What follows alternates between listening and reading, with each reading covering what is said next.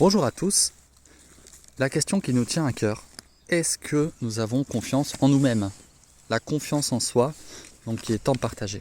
Je nous invite à prendre Ésaïe chapitre 2, verset 22, qui est assez clair, qui nous dit « Cessez de vous confier en l'homme, dans les narines duquel il n'y a qu'un souffle, car de quelle valeur est-il » Nous pouvons croire que nous avons de la valeur, que d'autres personnes ont de la valeur.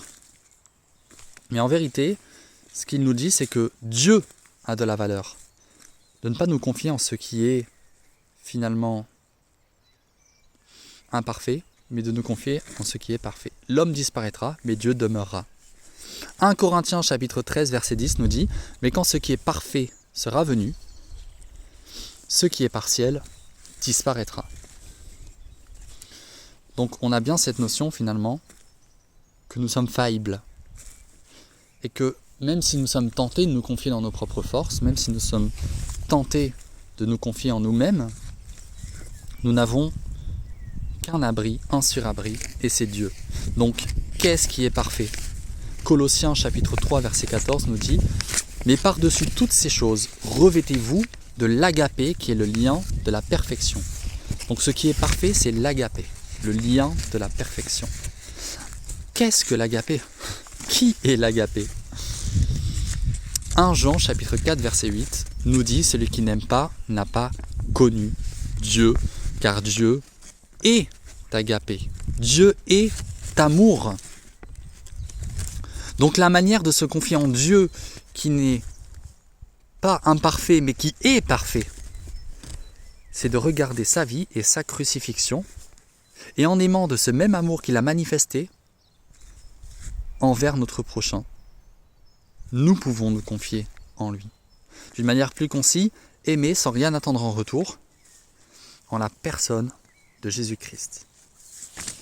On a plusieurs autres textes qui nous confirment cela dans Psaume chapitre 118, verset 8, qui nous dit « Mieux vaut chercher un refuge en l'Éternel que de se confier en l'homme. » Jérémie chapitre 17, verset 5 nous dit « Ainsi parle l'Éternel, maudit soit l'homme qui se confie dans l'homme, qui prend la chair pour son appui et qui détourne son cœur de l'Éternel. »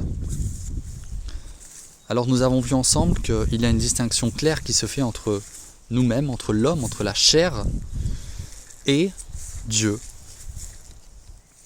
Et on peut se dire que ça paraît invraisemblable et illogique de se confier en celui qu'on ne voit pas, mais c'est la foi.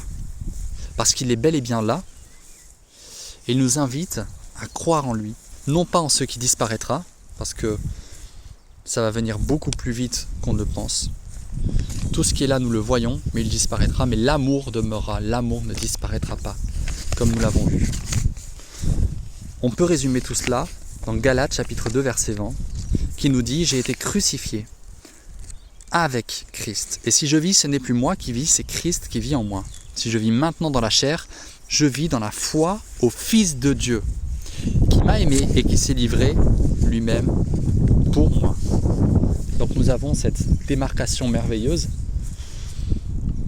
dans le fait que nous pouvons ne plus compter sur nous-mêmes, ne plus compter sur la chair, ne plus compter sur l'homme, mais compter sur Dieu à travers Jésus-Christ. Et même si tout ne se passe pas comme nous le pensons, l'espérons, le croyons, n'oublions jamais que tout ce que nous voyons disparaîtra, mais que l'amour ne disparaîtra pas. Dieu ne disparaîtra pas car Dieu est amour. Et nous pouvons trouver un surabri en lui, un refuge solide qui ne disparaîtra jamais. Alors est-ce que nous avons confiance en nous-mêmes? Non. Mais nous avons confiance en Dieu. Et ceci est le plus important. Alors c'est notre prière dans ce sens, et que la volonté de Dieu soit faite et non la nôtre, encore une fois. C'est notre prière par le nom de Jésus-Christ. Amen.